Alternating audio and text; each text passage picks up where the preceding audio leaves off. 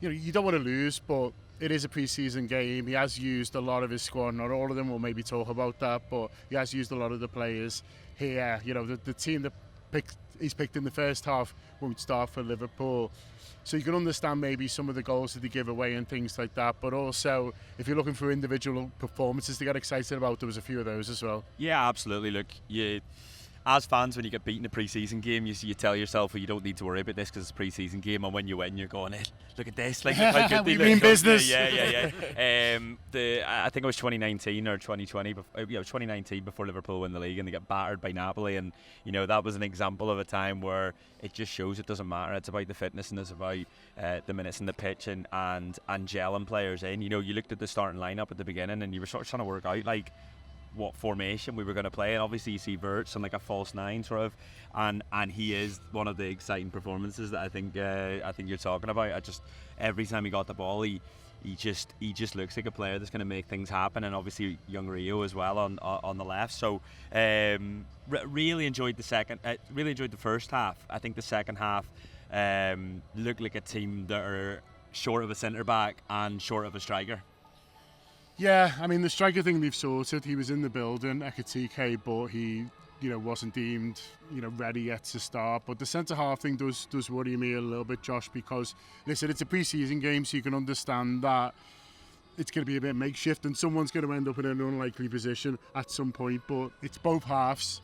So both Virgil and Konate have to play centre-half with someone who is in a centre-half. And listen, I think Gravenberch does pretty well there, and actually has done pretty well there for Liverpool. But if right now you're telling me he's their true centre-back, well, that worries me because I quite like him in number 6. And he can't play the first game of the season anyway. I'm going to worry you, John, because Arne Slot has basically just said that in his press conference there. He said that Gravenberch is an option at centre-back. He mentioned Wataru Endo as an option at centre-back, and he may just be doing that to be sort of coy on transfers. He was asked a couple of times about other sort of transfer dealings, including, Nunes and Diaz both being left out of the squad tonight, and he was coy on those two as well. So I think it's probably just him sort of playing the transfer game a little bit. I would love to see a centre half come in. I think you see, Virgil goes down with a face injury after that first half, and you'd have expected that he'd gone off at half time anyway, and he looked absolutely fine in the post-match press conference again. But that it takes one injury like that to Virgil in a proper Premier League game, or to Konate in a proper Premier League game. And by the way, Konate's injury record's not great either, for you to then be really threadbare, and suddenly you are looking at midfielders and suddenly you're changing that. And we've been through that season, haven't we, where Liverpool did that, where they were changing the centre halves all the time. We have Fabinho and Henderson playing there as a pair, and then finally they went to the young lads, and that sort of turned things around. So you do want to see Liverpool go and strengthen there. I'm excited to see the Ekitike take to the pitch, as you mentioned, sort of fixing in the striking department, and then excited maybe to see what more Liverpool can do in the striking department over the next month or so. It might be an emergency cut to break it out right now. Who knows? I stick with you because Josh, because I don't want to just bring the bad news to your side. Well, Craig mentioned Florian Wirtz there. What did you make of him first half? Was he everything you dreamed of and more? He's absolutely sumptuous, isn't he? As a footballer, I feel like I have to whip out the thesaurus. That's an easy word to say. Like you sort of almost run out of superlatives, and like you don't.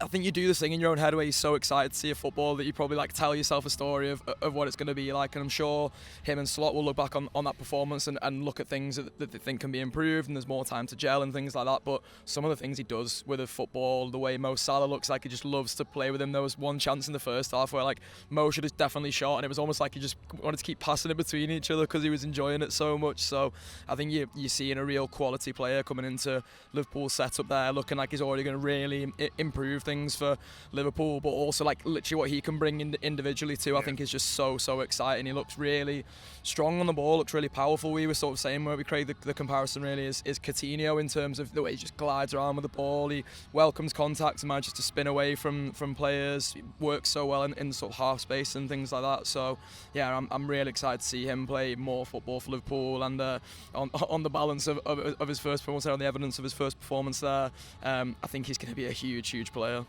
Yeah, and there's going to be so many more players who are going to get to play with him, and that'll just raise his level. But today, seeing his link up you know, with Szoboszlai and Salah as well. I mean, Salah must think he's really good because I've never seen Salah pass in that situation in my life. So Mo Salah must think he's fucking boss. But it just shows how he's developing these understandings already with the top players at the club. Yeah, he'll not think he's as good as Mo Salah though. But that's what I like about Mo Salah. You're right. There's a beautiful through ball, and it's a moment where he glides past a player and threads it through.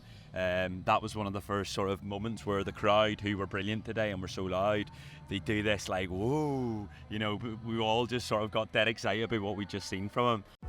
I hope you're enjoying this free show at the moment. Loads of excellent, exciting stuff on the Anfield app. If you want to be part of the whole thing, you can download the Anfield app and go from there.